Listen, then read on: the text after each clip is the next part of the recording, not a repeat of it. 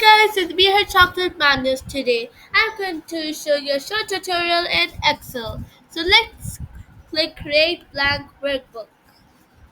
Let's wait for it to load.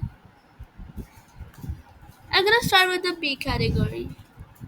I mean at the B column. I'm gonna write numbers. From the down, I'll write 1.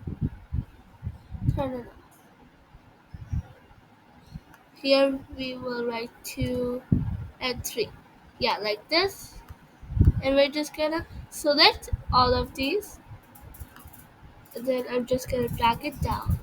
And yeah, here we wrote all the numbers.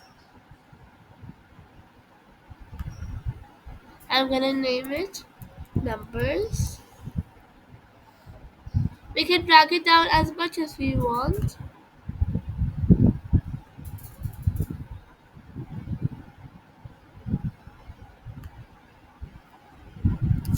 I think this is never lasting. Yes, it will never ever last.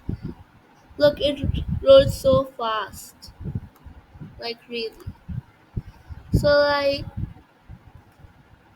we can even go much further or less, like we wrote till 272. Now, thank you for watching. Don't forget to like, share, subscribe. Bye.